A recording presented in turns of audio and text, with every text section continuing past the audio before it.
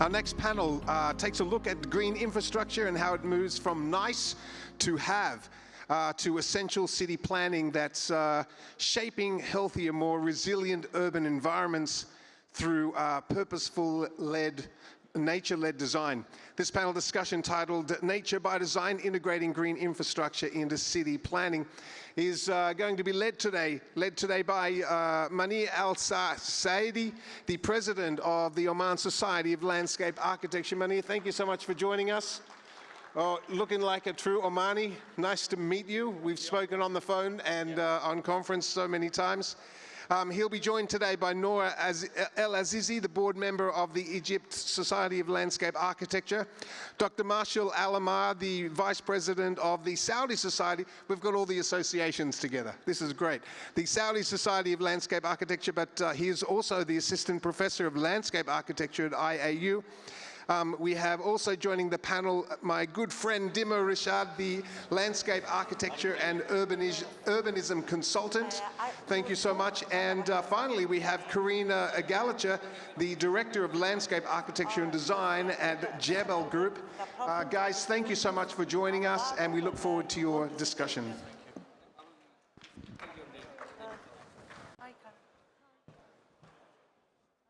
Thank you, Philip. Appreciate it. First of all, I would like to thank the organization team for having Oman Society of Landscape Architects here. This is our first year, and truly hoping next year we see other neighboring countries, for example Bahrain, UAE, to join us. I think this is how we can expand the landscape movement here in the Middle East in general. Thank you for our panelists here.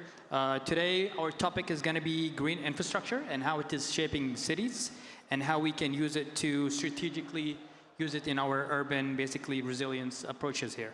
So before we talk here, we all know that green infrastructure plays a very big role in our environment and how we can integrate it in different, basically, spaces, especially here in the Middle East region. So perhaps we can start with a question that, green infrastructure has a lot of, benefits, but at the same time, it has a lot of challenges. So my first question can go to Noha. What are the most common technical challenges, implementing green infrastructure? For example, soil quality, water availability, and maintenance, and how it can be overcome? Okay, hello everyone. It's a really good question, because in our cities, mostly we have very good visions. If we have the Egyptian, I'm from Egypt, so we have Egypt 2030, KSA Vision 2030, here in Abu Dhabi. But the problem is how to implement the vision in the reality. The main challenge in green infrastructure in arid zones like the cities we live in is the weather. We have very hot temperature, we have very high rates of evaporation, the soil is very saline, it doesn't hold nutrients. Also, we have the dying rates of the plant is very high, scarcity of fresh water. All of this are real problems regarding the climate. Also, we have other problems. I think it's the construction, funding the construction, and also the maintenance and reporting the benefits of the green infrastructure. So, for instance, for the planning, and also there is a planning problems. Maybe the planning problems if you don't integrate green infrastructure in the city planning from the beginning. Also, as the maintenance, finding of also the money and the calibers, and making sure that it's long term.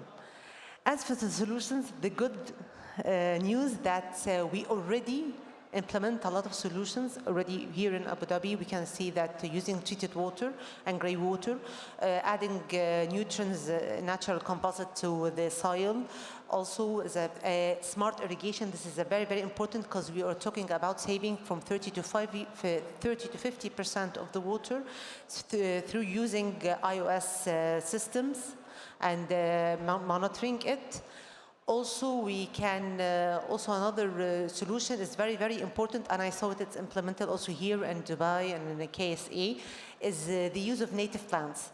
Minimum requirement of maintenance, and it's very adaptable and with the soil here.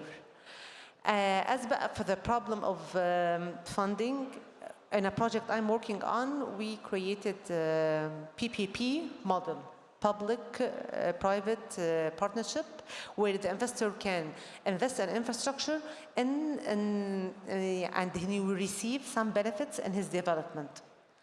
The last point is about maintenance, and I want to talk about how lucky are we in maintenance now because we have technology.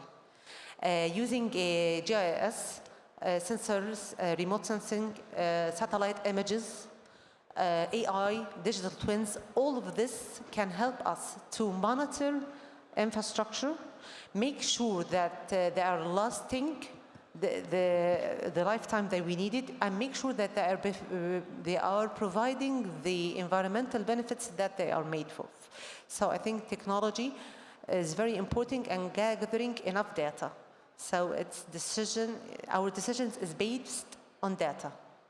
Excellent. And I feel like you mentioned a very strong point about the smart irrigation, water system and native plants, because, in our region, it's quite, hard to maintain water, especially, where we're planning large areas and large spaces, yes. Which kind of gets me to the next question. I would like to direct this to Carina, if you have a mic. How can cities ensure that green infrastructure delivers long-term ecological performance and community value, rather than remaining just a design intention? Hello, everyone. I'm Carina Gallacher, and I'm an international green flag judge, and also I'm the design director for Gebal Group. I've been in the industry 30 years now, and 10 years within the region. And I create landscapes that are robust. So they are designed for durability over 5, 10, 15 years. And in my opinion, we don't have an issue with imagination. There is no challenge with imagination. Our challenge is with the longevity of sites. And essentially, the Green Flag Award is around ensuring that there are standards in place that improve the standard. They raise the standard of maintenance and generally the quality of green flag sites across the region. And in my experience, the Green Flag Award, it's a governance policy. It's not a design certificate. It's not something that's awarded when a park is opened on day one. It's around seeing continued improvement in green spaces year on year.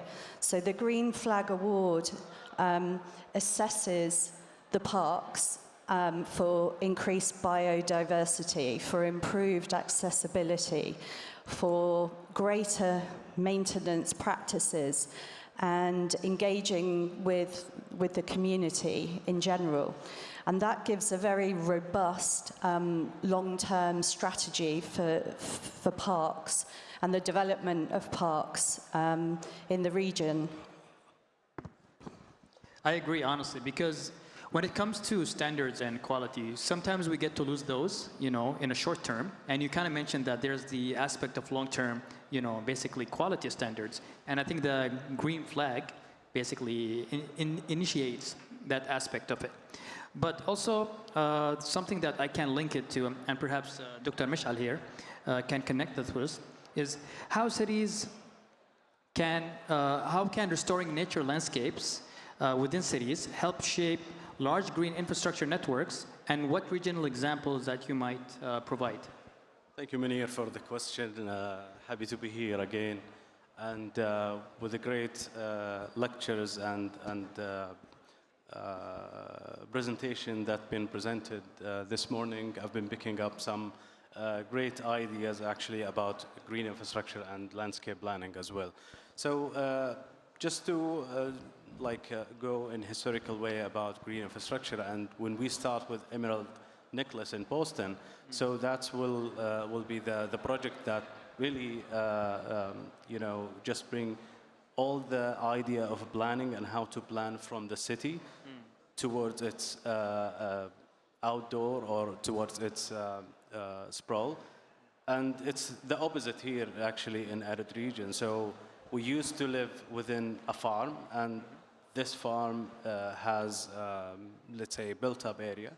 But nowadays, with cities, we have the reverse. And what we are trying right now is to have a very good landscape planning that give us at least the key points of green infrastructure, then have this network of green infrastructure. The issue with that is about governance, and urban governance is something, as Carina said right now about the green flag. So if we don't have a top-down level of urban governance that could have a legal planning for green infrastructure networks, then we will end up with just fragmented open space, fragmented public space that has no link with any other green or open space. So having a good planning from the beginning, from planning the city or even like developing the city, will have impact on having a great network, and this network could drive the sprawl, the future sprawl of the city to be more sustainable and also to be linked and inclusive, as Mr. Haddad today, the inspiring talk about the inclusivity. This is starting from top down, then we can start from bottom up to fill in these gaps.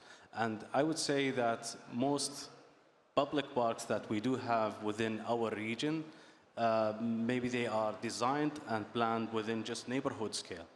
So we have to zoom out a little bit and link the neighborhood with other neighborhoods, link the city with the other rural area and also villages. And this is the planning of green infrastructure should start from this way, then maybe move on to a small part of the city and add the other green infrastructure principles to it. So I would say it's a collaboration, and as the PPP governance, maybe this will be the best way to start the urban governance, but then there is some other maybe obstacles. Financing, we haven't spoke about financing, so this is other planning obstacle would face green infrastructure and how to implement it. So it's a matter of linkage, and without having a top-down and a centralized leader who gonna lead this network, then we will end up with a fragmented landscape. I totally agree, honestly, because when it comes to like designing large green infrastructure, its impact is quite large for the future, basically, impact. And when it comes to the top-down decision makers, they have to also have this vision or their foresight on how this can impact our future generations. Sorry, I just want to add to that, to the same idea, specifically what we saw now with the SLA presentation, that it's also a negotiation with these governments. So they added the SICA to the brief because they saw value in there. So I think there's a lot of education on our part to do, or kind of awareness that we have to work on with our clients to modify these briefs and kind of standardize the idea of green infrastructure. And really all it takes is one good example. And I've seen this with teaching students architecture students in Dubai, for example. So we talk about all this, the theory of good practice and landscape architecture and the landscape approach. And the minute they step out, they don't really have a very direct example of this good practice. So we take them to Sharjah, we brought them to Abu Dhabi so many times because here the conversation is different, the implementation is different, as we also saw with the 100 Parks project. So even in that example, it took 1 or 2, 3 small sites to then it becoming the standard of application across the whole city, which is very, very impressive and much needed. Which also goes into then being translated into policies, right? So 10 years ago when I was living in Los Angeles, bioswales in parking lots was a standard. It was something that you would normally see. It wasn't like you know, an aha moment or whatever. It was just so common. That's because it was mandatory to have. So little changes like this could really push the city altogether in a very, very different direction. No, I totally agree. And you mentioned that in Los Angeles. And this kind of also gets me curious on how we can, you know, basically establish our own green model, like green infrastructure model here in the Middle East, and how it can be reflected to, you know, ecological, cultural, and climate, you know, aspects of it. Absolutely. It's challenging. To go back to your first question, you talked about soil, and that's so important because bioswale, we're talking about bioswales now, but as an example, they started in areas which had a constant flooding issues, right? And then now we're learning about our own 100-year floods that are becoming way more common. We think back at the April 2024 flooding that happened here, and so we're starting to realize the value of kind of integrating the green infrastructure for extreme flooding, but also obviously for extreme heat. And I remember being on a panel with someone from Expo City, and the engineer was talking about how they were experimenting with bioswales, but how the soil was very critical. So it's a very different composition that we have, and so they were experimenting with what combination of soil types would be best fit for an effective bioswale system, very, very specific to the context of this region, or like specifically Dubai. Actually, a really good example of that is in Baku, in Azerbaijan. I was judging there about a month ago now, and they have put a lot of effort into increasing their soil and water retention capacities, and the bioswales there have really improved the environment. It's a coastal park, and yeah, I urge you and your students to take a look at that one. For sure, I agree, honestly.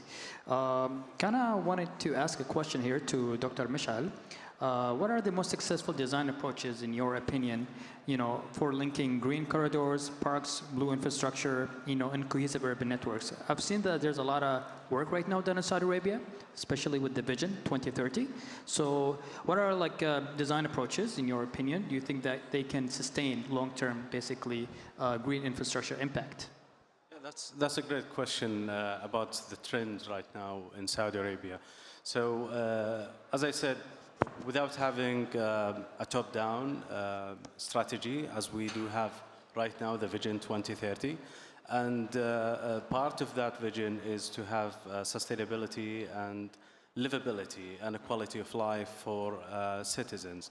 So there is a number of projects in Saudi related to green infrastructure.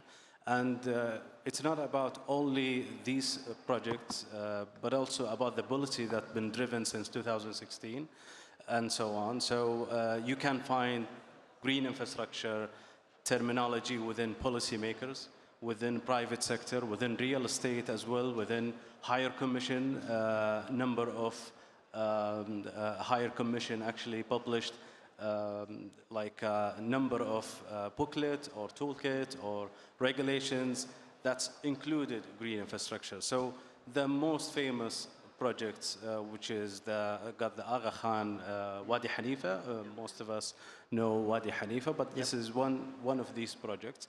But there are a number of wadis right now. There is another wadi also in Medina, which is Wadi Al-Aqiq.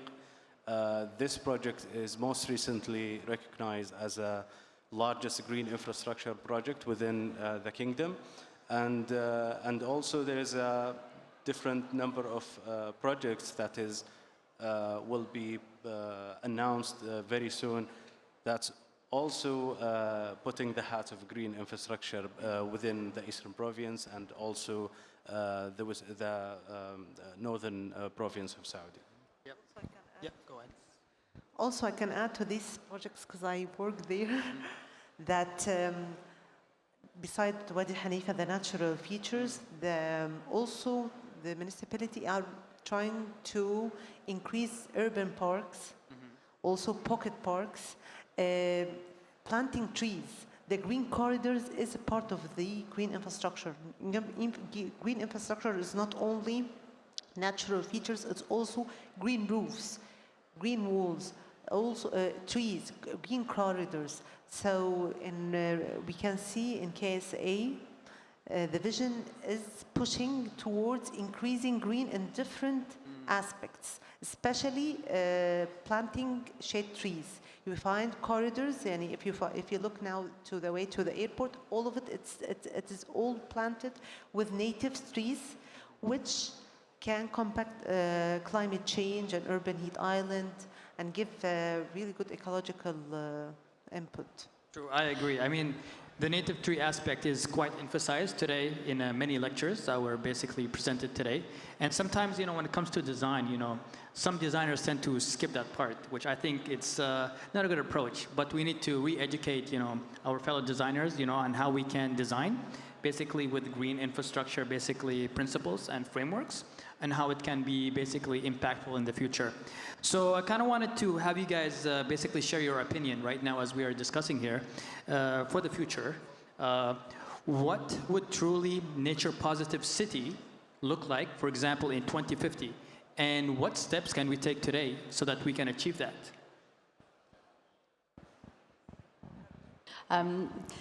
For me, a positive city that's full of nature in the future really looks like following strong standards and governance, as we've discussed today.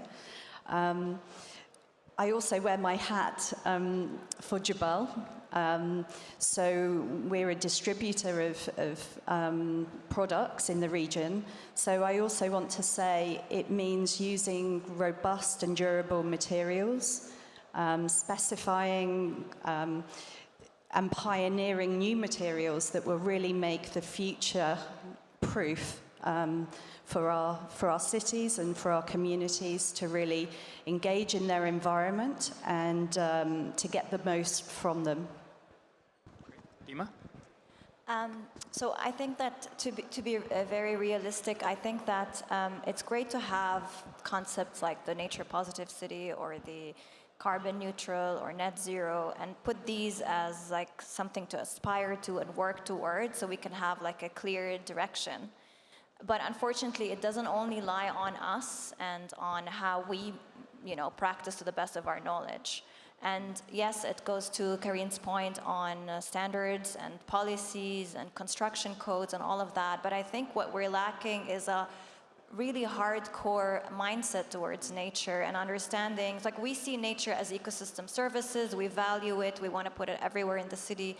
But as long as there is governments or let's say corporations whose vision for nature is this is really worth extracting, let's make the most money out of it, let's exploit it. And before that changes, and that's a massive part of the economy and how the world system works, it's going to be really challenging. I think nature positive was set for 2030 and now it's pushed another 20 years and it's going to push another 20 years. Because if we want to balance out, what is nature positive? Basically balancing how much we destroy and how much we compensate through regenerative work. So we're all doing great on the regenerative end, but as long as the destruction keeps on going at the same pace and business is going as usual, it's going to be really, really challenging. I was just in discussion with Stephen actually now where we're talking about how Richard Weller's idea of the World Park, hi Stephen, was basically just like an idea to show what would it take for us to restore the biodiversity loss across the world, and what it looks like is a massive park which runs across massive territories of land that have to be solely invested in for that purpose, which is obviously impossible for us to actually achieve this kind of nature positivity. And then we're excited about artificial intelligence, but we know that all these centers are going to exploit a lot of energy, a lot of water, fossil fuels, obviously. So it's there's just too many things to consider. And ultimately, as individuals ourselves, I don't know how nature positive we are, not professionally only, but as individuals. We're all consuming products, we all order stuff on Amazon, our carbon and ecological footprint is so big. I would love to measure it one day. You know what I mean? So it's really, we're more choosing the convenience positive over nature positive. So it runs deeper than I agree. than I agree. upper I mean, level just like you mentioned it, like it's all basically a cycle on how we can basically go back to a balanced, basically design. I kind of wanted to ask Dr. Mashal here, and then kind of go follow up with Noha. Any specific, steps right now Saudi Arabia and later on Egypt are taking for future green infrastructure? You guys can share, on your aspects. Well, I think with the vision and with the programs that is coming from the vision, this is part of the visionary projects. And one of these visions or program, let's say, that's King Salman Urbanism Charter. And this will be, I think Dr. Al-Utaibi will speak about the ADC after this panel, but I'm pleased actually to be ambassador for this charter. And this charter is focused on number of principles that King Salman over 50 years have been carrying on in development of Riyadh. So part of these principles is about authenticity. So let's just think about green as part of our authenticity. And with authenticity and sustainability, if you combine them, then you will find something that has roots in the city. And also it will be visionary. So we have to think outside the box, yes, but also we have to think about our assets within our context. And part of that is the socio-cultural and socio-ecological, which is the most important. And if you bring together social factors and ecological factors together in a certain places within arid or non-arid zones, then you will definitely have a visionary, you will have a sustainable, you will have a city that is rely on itself, and these will definitely achieve the sustainability. Sure, for sure. Noha, any interesting steps Egypt is right now taking? Well, actually, yes, we're trying now for the sustainable practices. As I said, saving money, saving water, we're using treated water. Also, there is something really new we are talking about. We are creating a green infrastructure for in the regional level, West Cairo. And what is exciting about this is that the idea of data-driven decision-making. Oh, wow. Yes, because the idea that we have the problem that we have very limited money and very limited resources of water. So we need to decide which part of the city needs the most intervention and the fastest intervention. Yeah. So now we are depending on remote sensing and images to identify the places with the most need of infrastructure, the very added places, places with high pollution, places that maybe there is water wells. So I think the process of it's creating your decision based on data is very, very important, because it can lead you exactly where should you put your resources and get the maximum benefits. True, true. I mean, data pretty much plays a big part right now, especially with AI and how everything basically functions on data.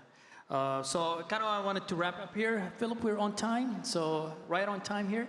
So thank you all for joining us today here, and we got to learn about green infrastructure and how it is basically being implemented in our region, and look forward to seeing you guys next year or so. Hopefully Oman will be here, inshallah. Why not? It's our first year here in this Landscape Middle East Award. And it was truly an honor to be a lead panelist here for all of you guys here. Thank you so much. Appreciate it. Thank you. Thank you.